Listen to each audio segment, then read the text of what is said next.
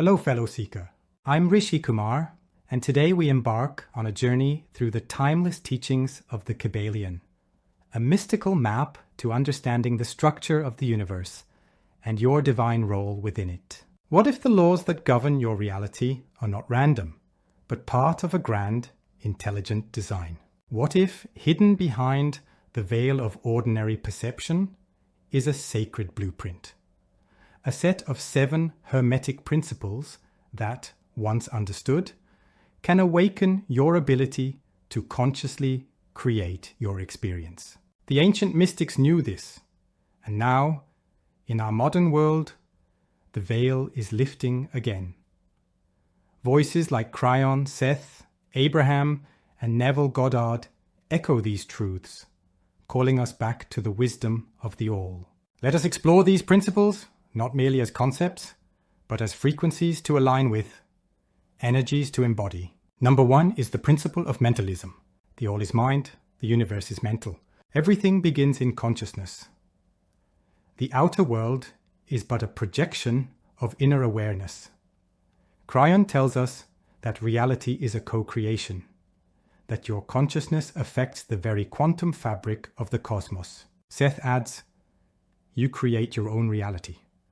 Not metaphorically, but literally. The universe is a field of infinite probabilities, shaped by the beliefs you hold. This is the foundation. You are not in the universe. You are the universe, dreaming itself through your mind. The second is the principle of correspondence. As above, so below, as below, so above. The micro mirrors the macro. Your internal world mirrors your external reality. Neville Goddard would say, change your inner assumptions, and the outer world must conform. Everything is connected. Your thoughts ripple into the quantum field. Abraham explains that alignment within, peace, clarity, joy, brings about synchronicities without. Understand this. The smallest shift in your vibration echoes across all levels of existence. The third principle is the principle of vibration. Nothing rests, everything moves, everything vibrates. You are not static. You are energy, constantly oscillating in patterns of thought, emotion, and intention. Kryon speaks of a multidimensional self operating through frequency. When you focus on gratitude, love, or expansion, you raise your vibration. This isn't just spiritual poetry, it's physics. Everything is frequency. You attract not what you want, but what you are in resonance with. To change your life, change your frequency. Fourth, the principle of polarity. Everything is dual. Everything has poles. Light and shadow.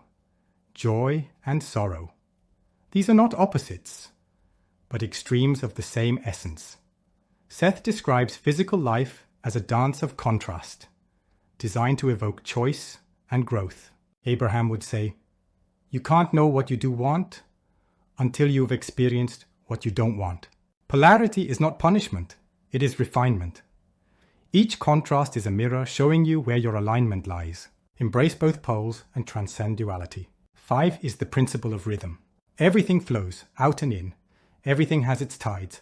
Life moves in cycles. Expansion and contraction. Action and rest. Day and night. Nothing is stagnant. Kryon reminds us that evolution itself happens rhythmically. Spiritually, emotionally, and even in global consciousness. When you resist the low tides, you suffer. But when you flow with the rhythm, when you trust the ebb as much as the flow, you remain centered in your power. Ride the wave, don't fight it. 6th is the principle of cause and effect. Every cause has its effect, every effect has its cause. There are no coincidences. Every thought, every action sends ripples into the quantum sea. Neville taught that imagination is the cause of all outer results. Seth said that every belief carries its own chain of consequences. And Abraham tells us that your point of attraction is the cause. Your reality, the effect. You are not at the mercy of fate. You are the initiating force of your universe. Number 7, and the final one, is principle of gender. Gender is in everything. Everything has its masculine and feminine principles. This is not about biology, but energetic polarity. Masculine, the force of action, direction, assertion. Feminine, the field of receptivity, intuition, and creation. Both exist within you. Neville taught that desire is the feminine and imagination impregnates it with form. Abraham teaches that allowing is the feminine counterpart to intention. When these are balanced, you become whole. You create not through force, but through union. So, in closing, the Kybalion was written over a century ago, but its truth is eternal. It is not merely a book, it is an initiation.